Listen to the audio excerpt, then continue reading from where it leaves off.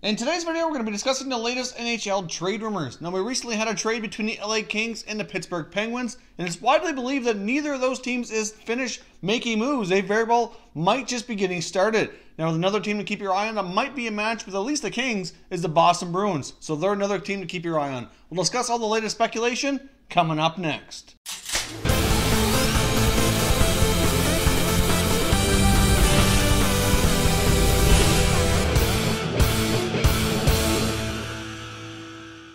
Hey everyone, and welcome back to another video here at Top Shelf Hockey. If you're new to the channel, thanks for stopping by. We review and discuss all 31 NHL teams, so if you're a huge hockey fan, consider subscribing and clicking the bell so you don't miss anything. So as I mentioned off the top, today we're going to be discussing the latest NHL trade rumors here. Now, of course, the two teams that we saw make a deal the other day, the Pens and the Kings, are still widely in the mix here and a lot of the latest NHL trade speculation. Now, it's widely believed that both of these teams could very well just be getting started with some of these deals that they're rumored to be looking at making here.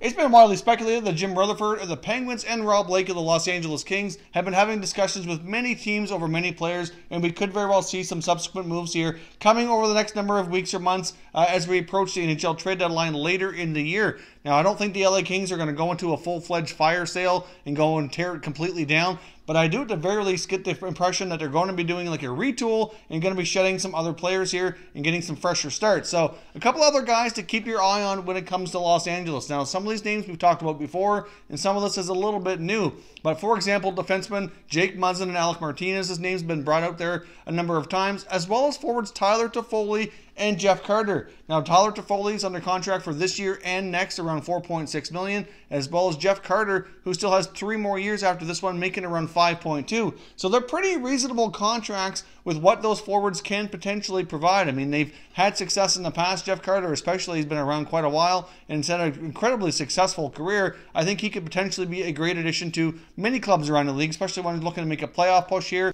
especially teams looking to upgrade their top 6 or top 9 forwards as they're heading into the NHL playoffs. Now, Tyler Toffoli is still a young enough player as well. He could potentially become a big part of another club if he's given a fresh start as well. So there's certainly guys to keep your eye on, as well as the defenseman I mentioned for LA. So I think there's lots of potential moving parts here. Now, one team that I do feel would be an excellent fit for the Los Angeles Kings, there's been some talk out there around them, is the Boston Bruins. Now, we've talked about the Bruins earlier in the year and the fact that they'd really like to make an upgrade at their forward position, either a center or a winger, but they probably would prefer somebody who can play center for that number 3 spot especially, or they've been having trouble getting that spot filled consistently here with good production. Outside of their top line of Marchand, Pasternak, and Bergeron, they're not getting as much secondary scoring as they'd like, and they could certainly use a boost further down in their lineup. Now, one of the guys I mentioned from LA that kind of fits that mold would be Jeff Carter. Jeff Carter's under contract for, like I said, for another 3 years after this one. He's got a pretty reasonable cap hit. He does not have any trade protection built to his contract either, so he can't be moved without waiving any clauses or anything. So that makes it simple too. And really, I think Jeff Carter in a lot of ways would be an excellent fit for what Boston is looking for. Tyler Toffoli, I think, is also another option the Bruins could look at as well with LA.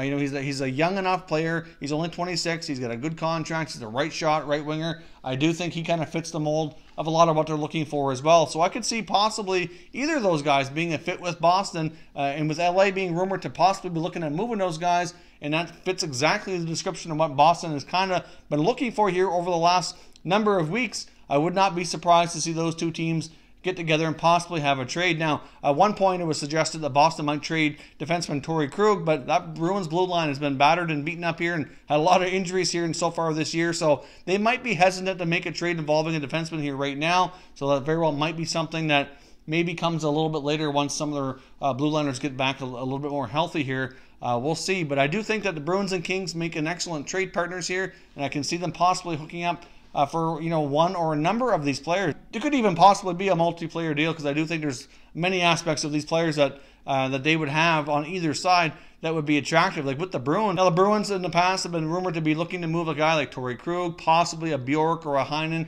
or one of their younger players that play the forward position. They basically said they have a lot of guys that are very similar, and they want to kind of, change the makeup of their forward group and have a little bit something different up there. So if you look at what the Bruins are looking to trade and what LA could trade, I think that there's a pretty good match there, and we very well might see them hook up on a potential trade here in the near future. Now, of course, as we know, Pittsburgh Penguins recently extended their general manager, Jim Rutherford, by a 3-year contract. I mean, he's 69 years old. He's not slowing down at all. He really thinks they can win more championships, and he's going to do everything he can to add to this team and change the makeup if he has to give them every opportunity to do so. So with the trade that we saw for Tanner Pearson, for Carl Hagelin, I really don't think that's the end of it for Rutherford. I do think there's some more trades that are going to be made here. They very well could look to the West again with some other clubs that might be looking to trade some players as well. But I don't have any direct links here, the Penguins, to other teams that they're looking at.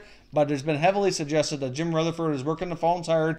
And apparently he's really focusing hard here on changing the makeup of that team and making additional trades here to really shake things up and give them more opportunities to win here over this year and the coming seasons. Of course, it's hard to talk about NHL trade rumors without mentioning the Toronto Maple Leafs and William Nylander. There's really nothing new to discuss on that front. I mean, there's still lots of articles in the media. Every time you bring up any kind of website that discusses hockey or you go on Twitter or anything, there's Nylander everywhere. It's been a little bit overkill in a sense. A lot of times there's not even any new updates. And people are still, love to talk about it, love to write about it, because it's the hot topic right now in hockey. And it's really, the latest I've seen is still all the latest teams that we've discussed here many times over are still interested. One interesting nugget that I did want to add, though, about Nylander is that the Carolina Hurricanes general manager Don Waddell has confirmed publicly now that he is interested in William Nylander and that he has talked to the Leafs to kind of get a feel for what it might take to get a deal done. He also said that he's kind of engaging conversations with Kyle Dubas to kind of, get some ideas on how to handle his own RFAs as well. So we'll see with the Hurricanes if they end up pulling off a deal here with the Leafs, but we do have confirmation that they've had talks